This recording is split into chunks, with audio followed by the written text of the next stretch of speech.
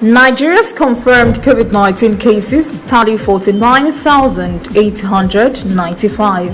INEC insists no court order stopped deregistration of political parties.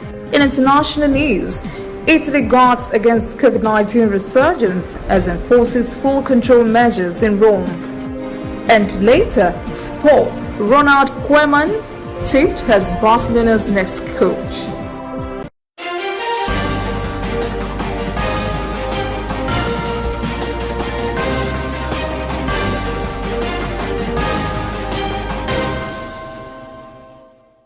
This is ANN News. I am Olajumoke Olatunji. Nigeria now has a total of 49,895 new coronavirus infections after 410 new cases were recorded on Tuesday. Nigeria Center for Disease Control also confirmed that the most affected age group in the country is between 31 and 40. More than 37,000 of all infected Nigerians have recovered and have been discharged after treatment across the country. During the Tuesday Presidential Task Force briefing, NCDC reviewed the majority of Nigerians who contracted COVID-19 so far did not have relevant travel history or exposure to another individual with the virus. More than half of Tuesday's COVID-19 cases, 210, were from Lagos. The Federal Capital Territory followed with 45 cases. Ondo State has 30 cases and 13 other states also recorded infections. Lagos remains the country's epicenter of the virus. Oyo State House of Assembly has now officially ordered the State Commissioner of Police, Nwachukwu Ewonyi, to immediately rearrest Sunday Shudipe, a suspected serial killer who has allegedly been ravaging Akinyele local government area for some time now. The House has also directed its Committee on Security and Strategy to urgently meet with the Police Commissioner to explain how exactly Shudipe escaped from custody. Shudipe had earlier confessed to killing 5 persons.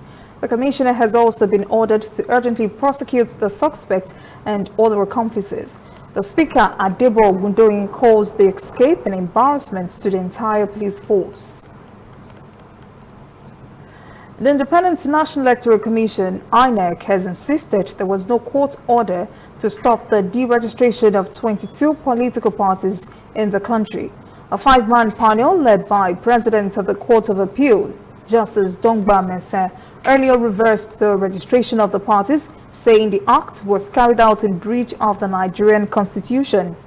It also ruled that INEC's action of deregistrating the political parties while their suit seeking to stop the same act was still pending at the Federal High Court in Abuja constituted an affront of the authority of the court. INEC insists there was no court order to that effect. The COVID-19 pandemic has affected the African continent enormously, just as it has impacted other parts of the world. The way of life of the population has not been spared. Cultural norms such as greetings and traditional festivities have to be changed or abandoned. In Nigeria, we no longer greet each other with a handshake or a hug. It is not uncommon to see people keeping a slight distance when chatting. All of the small changes in social interactions caused by COVID-19 in Nigeria. Besides, people now get used to it. Correspondent Deji Badmos has that story. This is now becoming the popular way of greeting in Nigeria instead of the age-old handshake and embrace.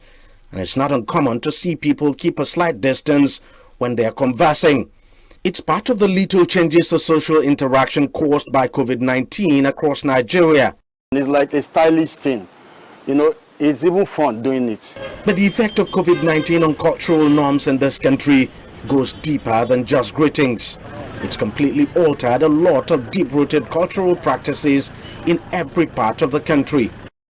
In the north of Nigeria, the Durbar Festival, an annual religious and equestrian celebration which is held in major cities of the north as far back as the pre-colonial era, had to be cancelled this year for fears of COVID-19. In the country's southeast, the Ofala festival practiced by the Igbo people is an important ceremony that holds every year, bringing together sons and daughters of various communities to celebrate with their local traditional rulers. It too had to be shelved because of COVID-19. And one man who understands the significance of this is Gerald Mbamalu, a traditional ruler himself. My community, there are some festivals and ceremonies that are supposed to be observed. There is what they call Imagu, appeasing the gods and thanking them. There's also what we call Imane, and it's also it calls for celebration where people will come together to celebrate with you. We could not do it because we are keeping to the COVID-19 rules. Funke and Taiwo Adeniran were just 1 week away from their wedding ceremony when the government imposed a lockdown on the country back in March. They were forced to shelve the event. At first, it was actually disheartening. The whole thing just became so confounded. You know, haven't given your friends IV, told everybody. Even when their baby arrived a few months later, COVID-19 fears would still not allow them have a traditional naming ceremony with guests in attendance. The cancellation or alteration of most of these cultural ceremonies has meant bad business for many, like photographer Bisong Otiye, who has lost several jobs in the process. Before COVID-19, barely at least twice in a month. You have 2 weekends in a month for you to cover an event. During the week, you have naming ceremonies. We have birthdays during the weeks, but most times weddings, burial ceremonies comes by weekend. And when you go for such events, you're laughing back home because you must have made a lot of money from such events. But now that COVID-19 has come, no event at all is allowed to take place. And as a result, it has affected the business woefully. He also did a very good thing. He kind of cut people's tail, cut people's extravagant expenditure. He also cut lavish ceremony celebrations. So he has the negative, he has the positive part. I'm sure he has saved a whole lot of money for many people. No one knows for how long COVID-19 will be around, but one thing is certain. The pandemic has caused a lot of changes in cultures and traditions across African societies, and some of the changes could go on to become the norm even long after the disease is gone.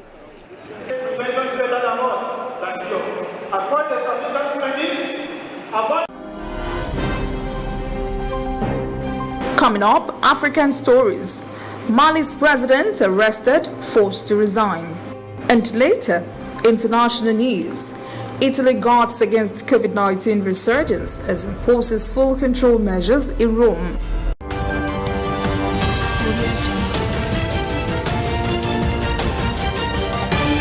You are watching ANN. See you tomorrow, Papa. I am happy and I know I'm free. Now time for meeting. Any landlord when no show go pay fine. Make I go call her. House number 1. Present. Papa, they don't stab me to know. House number 5. And they're angry that you are not here. Just put me on the window there so that I can see them and I can hear them. He's not around, so his house is sanctioned. Present. I carry data for head, I carry him for back. Correct data when no dey peme. Say I know they know me, say I know they see your landlord. Talk to me face to face. Explore without limits. Turn it up on MTN, the reliable data network. Driver, fire ahead.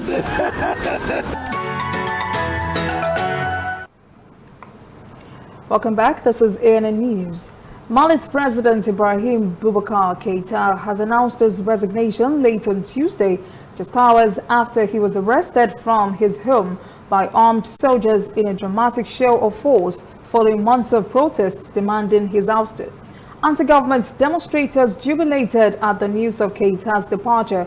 A former colonial ruler, France, and other allies and foreign nations were alarmed. The United Nations Security Council has scheduled a closed meeting for today, Wednesday, to discuss the Mali's unfolding drama. The UN has more than 15,000 troops on a peacekeeping mission in the country.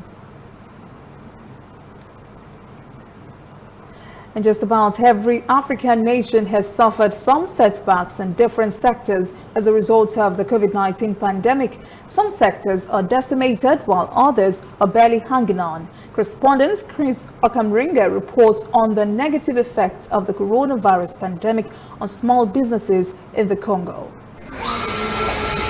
Business is slowly picking up in the DRC capital, Kinshasa. This printing firm is among hundreds of small and medium-sized enterprises that are still reeling from the impact of coronavirus. It recorded a sharp fall in its revenue after the government ordered a lockdown in April that was lifted last month. But its managing director has found new ways of running operations. We have had to adapt to life after COVID-19 restrictions by reducing the number of our bulk sales.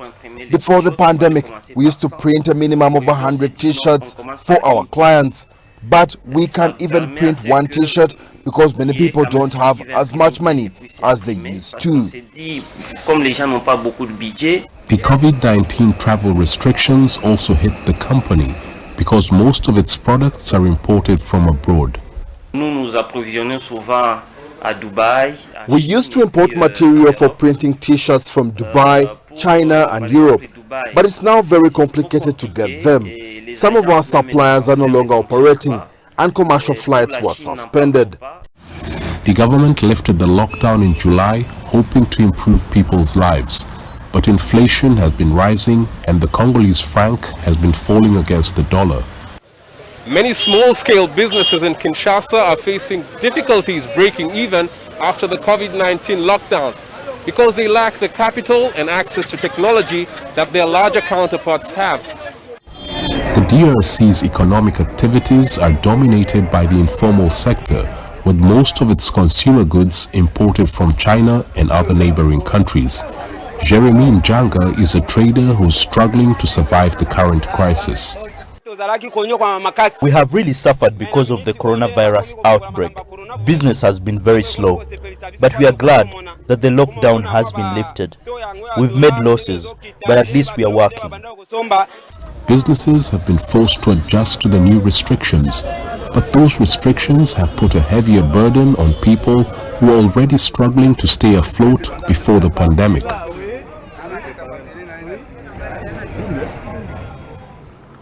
Only 3 weeks ago, Uganda's scientists warned that COVID-19 cases in the country could surge out of proportion if the public continued to relax in implementing preventive measures against the virus.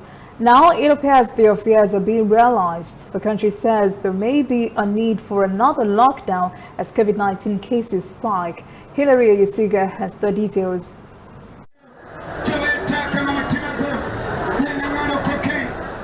A busy day on the streets of the capital Kampala. People here should be social distancing and wearing face masks. But local authorities are getting concerned that the rules aren't being followed, and that is leading to a spike in cases in the capital. We've noticed that the level of vigilance has deteriorated and is even worse over the weekends, where you see the majority of members of the public not wearing masks, not social distancing, and even entering places without hand washing with water and soap. Since May, Uganda has been gradually easing lockdown measures. But on Sunday, 66 new infections were recorded, one of the country's highest totals in weeks, prompting worries restrictions have been lifted too soon. This is downtown Kampala, and business is gradually getting back to normal. But as the country continues to register more COVID-19 cases, authorities are moving to enforce strict health measures. Authorities say a second lockdown is now a real possibility.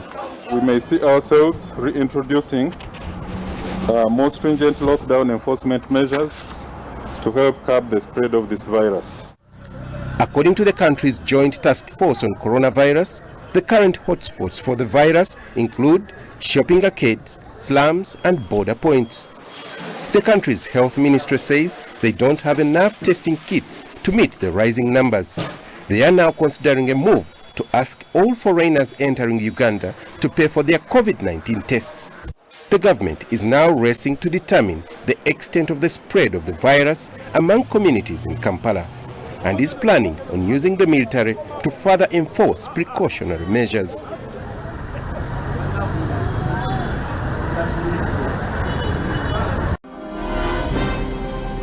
When we return, international news. Italy guards against COVID-19 resurgence as it enforces full control measures in Rome. And later, sport. Ronald Koeman tipped as Barcelona's next coach.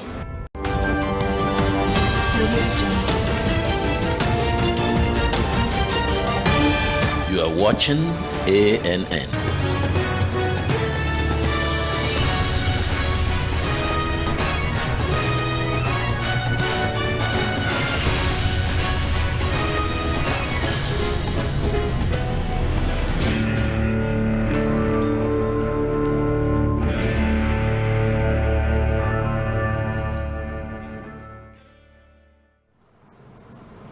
Welcome back. This is ANN News.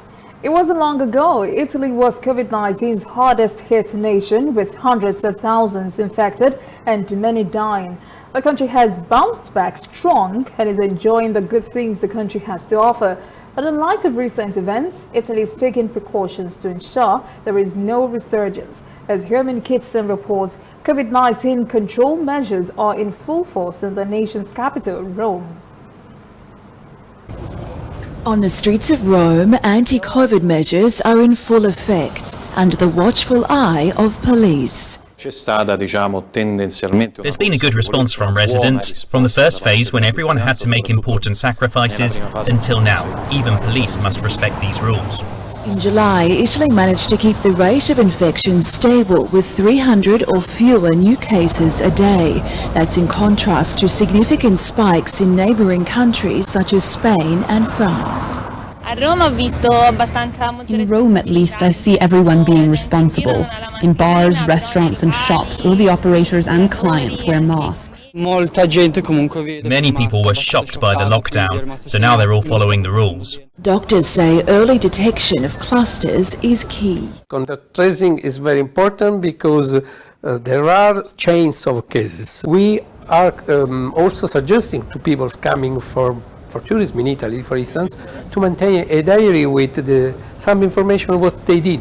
But authorities are still on high alert. The Prime Minister has extended Italy's state of emergency until the end of October, giving him the power to reimpose lockdown without needing the approval of Parliament. In August, the numbers have risen to an average of 350 cases a day.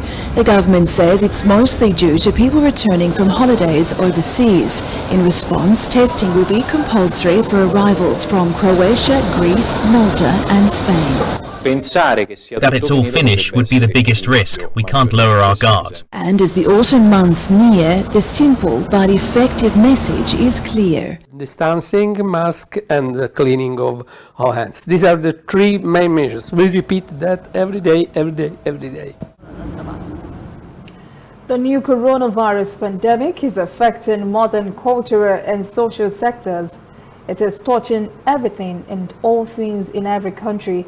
The United Kingdom has suffered its share of disruptions in every phase.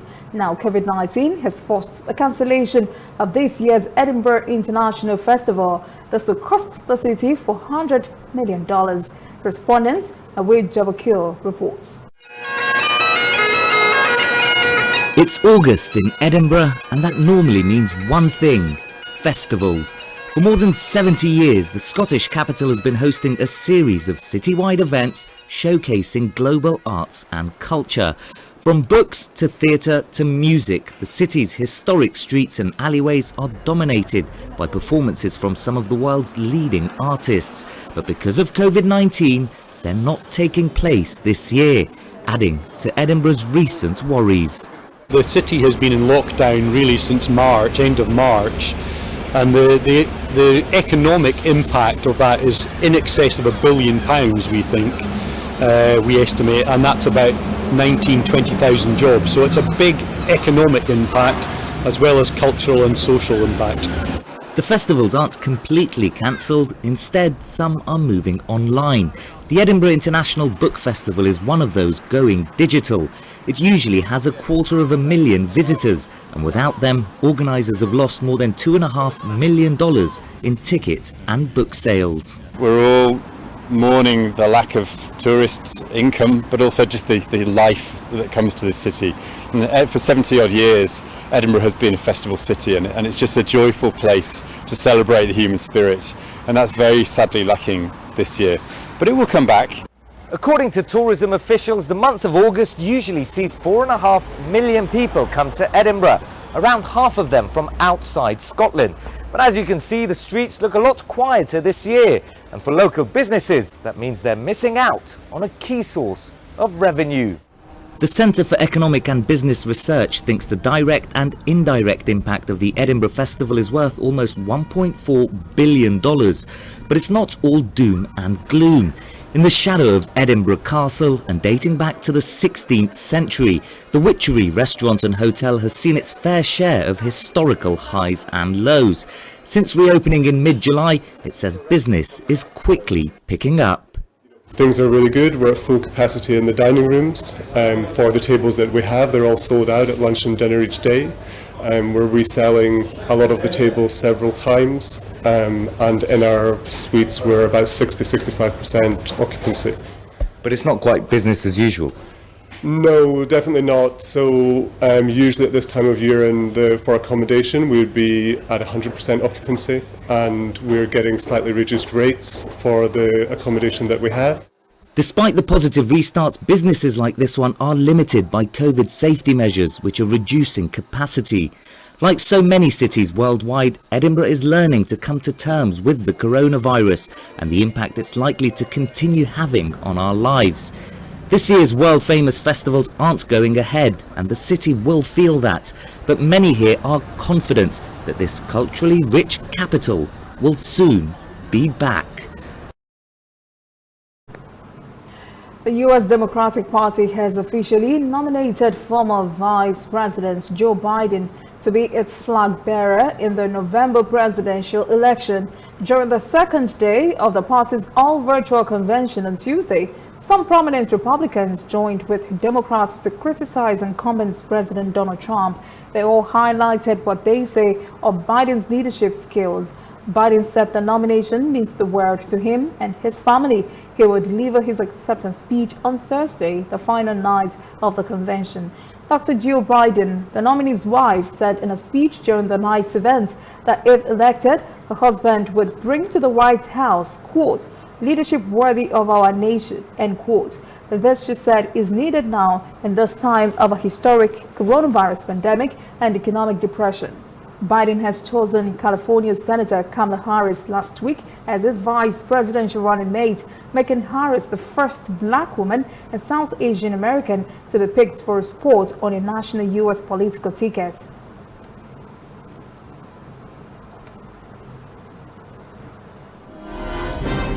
Up next, sports. Ronald Koeman tipped as Barcelona's next coach. Please stay with us.